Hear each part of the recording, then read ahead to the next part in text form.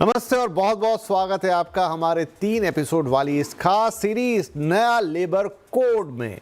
और आज देश में 1 अरब से ज़्यादा वर्कफोर्स है और हर इंसान का सबसे बड़ा सवाल इस वक्त यही है नए लेबर कोड आने के बाद कि मेरी सैलरी अब कितनी बनेगी, टेक होम कितना बचेगा, ग्रेच्युटी, पीएफ, बोनस सब में क्या क्या बदलाव हो रहे हैं।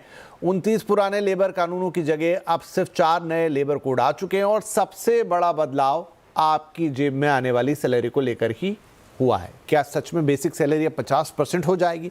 क्या सीटीसी और टेक होम में भारी अंतर आने वाला है? क्या over time, leave encashment, retirement, ये सब कुछ नया हो जाएगा?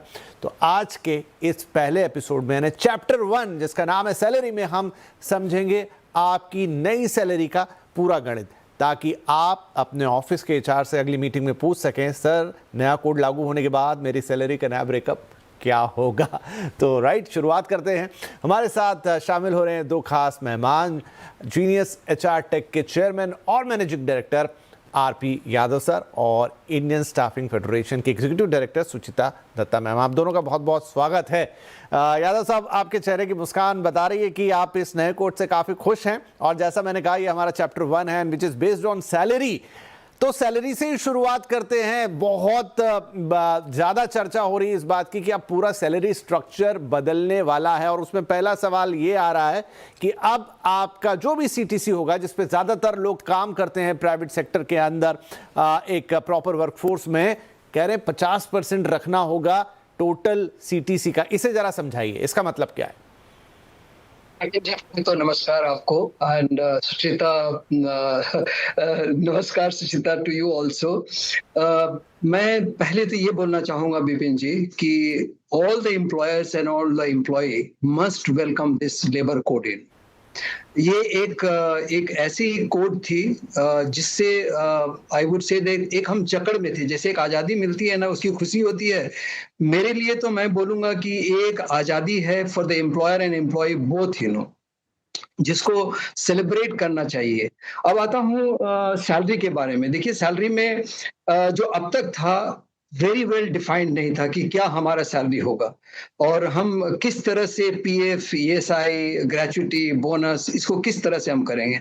अब नाउ वेरी क्लियरली डिफाइंड हो गया है कि सैलरी जो है वो उसमें बेसिक एंड डियरनेस अलाउंस, ये इसका 50% you have to give as a basic salary. इसका मतलब ये होगा कि आप जितना भी आप अलाउंसेज ऐड करिए बट उसका 50% should be the basic salary.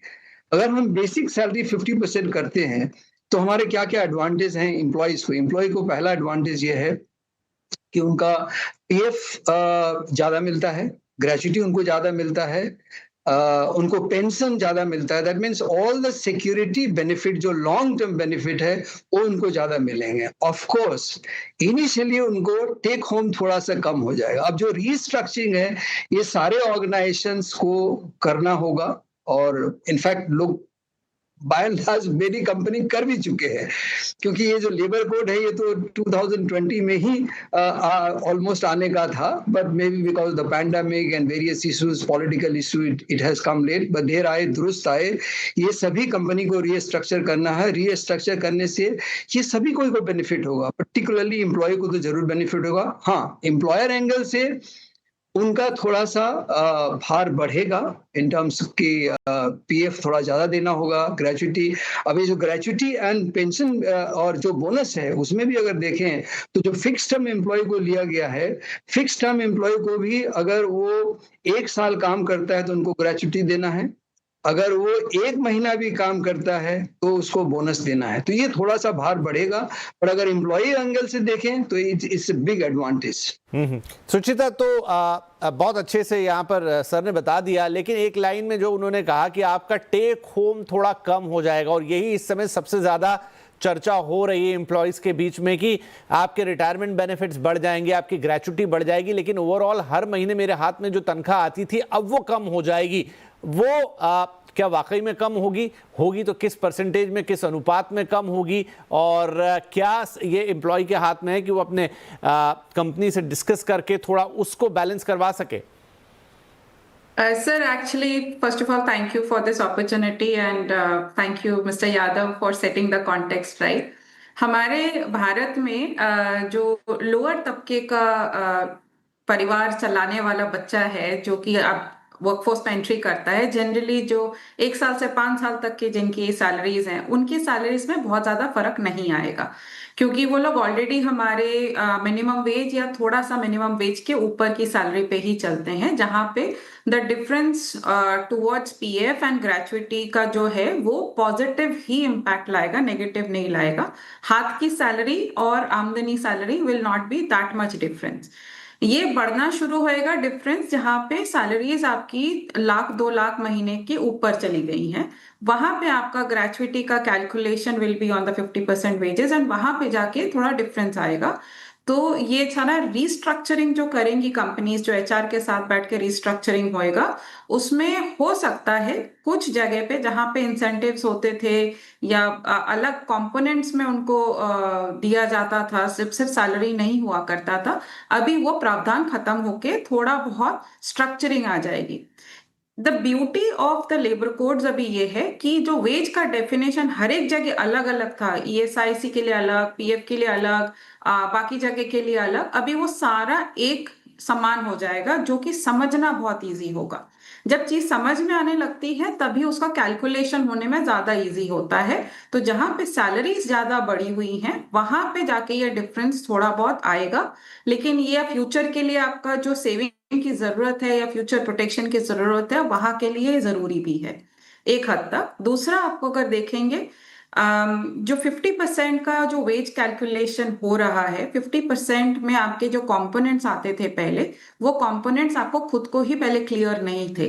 वो क्लैरिटी आने की गुंजाइश ज्यादा हो जाएगी, जिसके वजह से आपको अभी जो लगता है कि मेरे हाथ की सैलरी कम होगी, वो हाथ की सैलरी से ज्यादा आपको क्लैरिटी ज्यादा होगी, कंप्लायंस के हेडेक कम होगा कंपनी के लिए भी और एम्प्लॉय के लिए भी। जहां पे आपका इनकम टैक्स वगैरह के कैलकुलेशंस आते थे वहां पे भी आपको बहुत ज्यादा क्लैरिटी आने लग जाएगी। तो ease is very important right now, more than I would say the complications that people are estimating. Right. Tax का भी एक बात तो बढ़ेगी, क्योंकि अगर आपकी बेसिक सैलरी यहाँ पर बढ़ने जा रही है तो यादव साहब टैक्स का भी फिर जो हिसाब किताब है वो बढ़ेगा पहले के मुकाबले, क्योंकि बहुत सारी सीटीसीज तो सेट ही इस हिसाब से होती थी कि चला टैक्स बर्डन थोड़ा सा कम हो जाए, लेकिन अगर 50% आ गया आपके बेसिक में तो डेफिनेटली उसके ऊपर सीधा सीधा जो भी आपका ब्रैकेट होगा वो आप टैक्सेबल होगा। देखिए, अभी टैक्स का जो है वो ओल्ड रिजाइम से ज्यादातर लोग न्यू रिजाइम में जा चुके हैं। अब जब न्यू रिजाइम में जा चुके हैं तो 1,50,000 का आपका डिडक्शंस है, उससे ज्यादा डिडक्शन मिलने का नहीं है। तो अब जो टैक्स में आई don't think it will be much implication, because जो लास्ट ईयर का जो टैक्स रिटर्न फाइल हुआ है उसमें almost 80% people have filed with the new regime, वो उसमें ज्यादा कुछ नहीं होगा। But what is important here कि थोड़ा सा टेक होम कम हो, लेकिन आपका बेनिफिट बहुत ज्यादा है। आपका जो फ्यूचर सिक्योरिटी है, लॉन्ग टर्म बेनिफिट है, उसमें आपका काफी एडवांटेज है। एक तो ये है। दूसरा, और भी गवर्नमेंट बहुत सारी चीजें दिए हैं, जैसे कि आपका अगर आप ओवर टाइम करते हैं तो डबल मिलता है उसका। उसमें पहले बहुत कुछ खास क्लैरिटी नहीं थी, अब उसमें एब्सोल्यूट क्लैरिटी है कि आपका जो नॉर्मल वेजेस है उसका आपको डबल देना है। तो देखिए, ओवर टाइम अगर करते हैं तो उसमें आपको ज्यादा सैलरी मिलती है। तो टैक्स का I don't think there be much implication on this salary, because नए रिजाइम के कारण से, लेकिन हमारा इनकम काफी बढ़ जाएगा। देखिए, अब ये रूल आने के बाद में फॉर्मलाइजेशन बढ़ेगा, और मेरे समझ से अनएम्प्लॉयमेंट जो 3.5% अभी दिखा रहे गवर्नमेंट को, it will improve. I think 0.5 to 1% unemployment will come down, because formalisation will increase. बहुत सारे जो बच्चे हमारे जो जो इनफॉर्मल में काम करते थे वो सारे अब फॉर्मलाइजेशन में आ जाएंगे, बिकॉज जितने भी कंपनी हैं उनको वेज कोड के अगेंस्ट में सैलरी राइट टाइम में देना है, उनको रिटर्न फाइल करना है। रिटर्न भी इजी हो गया, आपको 1 लाइसेंस लेना है, 1 रिटर्न फाइल करना है, 1 रजिस्टर मेंटेन करना है। So all this will indicates toward the formalisation.